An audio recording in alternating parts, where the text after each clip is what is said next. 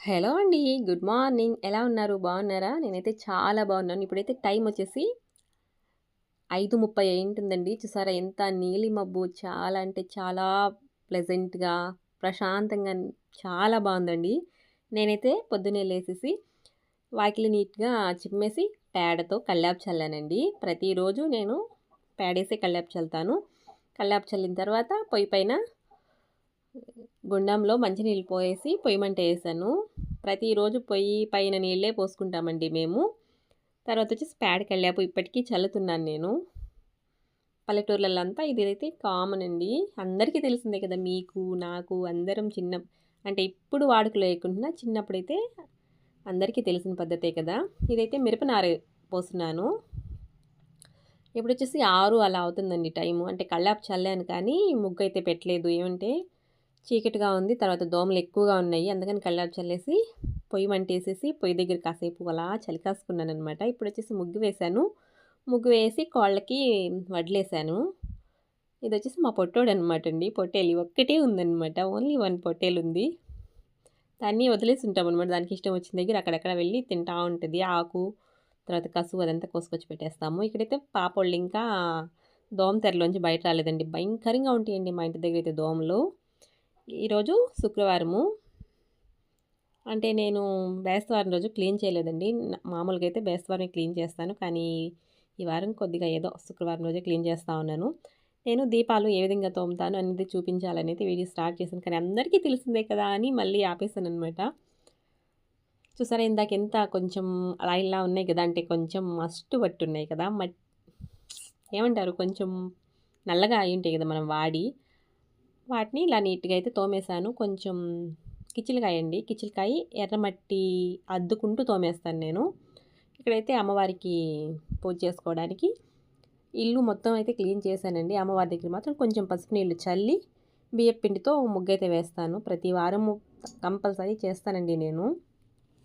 అంటే నేను చేస్తాను అనేదానికంటే అమ్మ చల్లని చూపు నాపై ఉండి ప్రతి వారము నా దగ్గర చేపించుకుంటుందండి సేవ్ అయితే. ఏ ఒక్క వారం కూడా మిస్ అవ్వనండి నేను. ప్రతి వారం నాకు అలా కలిసి వస్తుంది. అమ్మ దయ, అమ్మ కృప, అమ్మ చల్లని చూపు నాపై ఉందని నేను నమ్ముతాను. అమ్మొచ్చి కూర్చుంది. అది మన ఇష్టం అండి. మనం పీఠం ఎలా అయినా పెట్టుకోవచ్చు. మీ వసతి మీరు పెట్టుకోవచ్చు. ఇలానే చేయాలి అని ఎక్కడా లేదు. మన వసతి, మన శ్రద్ధ, మన భక్తి, మనకు అమ్మపై ఉన్న ప్రేమ, మనకు ఎంత కుదిరితే అంతలోనే పూజ చేసుకోవచ్చండి.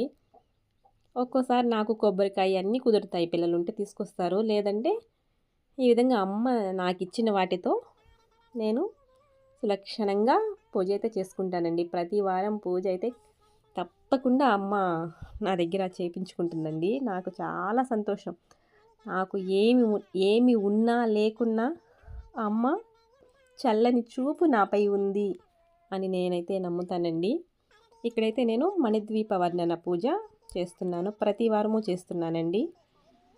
ఈ పూజ కూడా నేను ఎవరు చెప్పి చేయలేదండి, నేను యూట్యూబ్లోనే చూశాను. ఇవాళ బేస్తవారం అనుకోండి, మధ్యాహ్నం చూశాను. సాయంత్రం కంతా పువ్వులు ఆకు ఒక్కలు తెచ్చిచ్చే వాళ్ళు లేరు. సరే మా చిన్నబ్బాయి వాళ్ళ ఫ్రెండ్కి ఫోన్ చేసి పువ్వులు ఆకు ఒక్క అడిగాను, తీసుకుని వచ్చి ఇచ్చారనమాట.